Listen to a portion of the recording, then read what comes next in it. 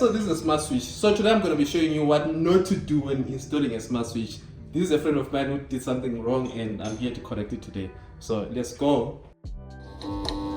So my friend here, he's got this lamp. As you can see, it's supposed to be smart, but he bought the right thing. Just says input and output. So what's input is the electricity from the wall.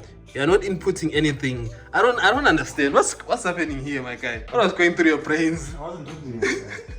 I really don't understand. How do you input something from, like, what are you inputting from the light to the wall? Are you feeding electricity to the wall?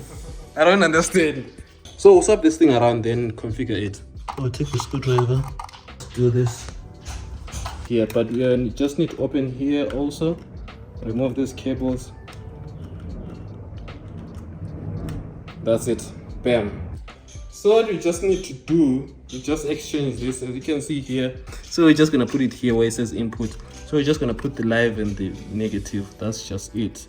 From this side, you see I'm connecting this end, the end where you put on the wall, it's input. Don't make the same mistake again. I'm talking to you, Arnold. This wire here is too long, this one. So you have to make sure it fits in perfectly. Like, you see, it's too long, it can't fit in perfectly here. So I have to cut it short so that it fits in perfectly, because if it touches the other side, it's gonna damage some stuff here. Oh, it's not cutting. Alright. Okay, it's short. Let me just fit it in there. So these are the things that she wasn't supposed to do. I'm still hoping this thing works, because if not, it's probably damaged.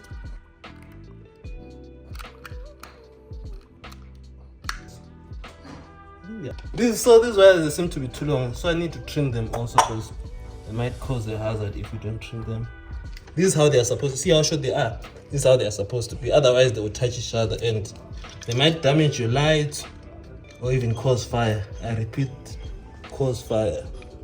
So as you can see, guys, the wires here, they are very, this is how they are supposed to fit. So yeah, let's put this, let's turn it on and see if it works. Moment of truth.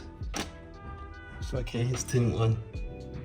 Okay, so yeah, let me just close this first so that we can move on to the software.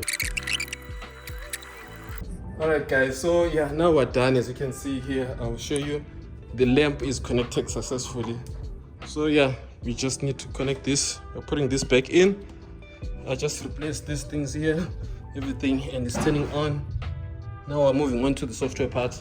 So my guy here, I think this guy here knows the software part, because I taught him last time on how to do when we're doing his geyser thing. So yeah, hopefully this time I won't have to say much. But so this is strictly for Smart Life or Tuya devices. So what you need to do, you open your application, your Smart Life application, you go where there is a plus button there on top, then you add your device. After adding your device, you need to turn on the Bluetooth. Make sure Bluetooth is turned on, because that's how they discover the device. So you come here, click on the device. As you can see, we found the device here, and here you need to select the Wi-Fi network that you want to connect your device to. After selecting it, you just click next. Then here it's just going to add automatically the light, which means it's actually connecting to your Wi-Fi. Then after this, your light should be connected successfully. As you can see here, then click done. And when you go to the actual light, you're going to see a button. This button is the one that turns on your light. Let's turn it on and see.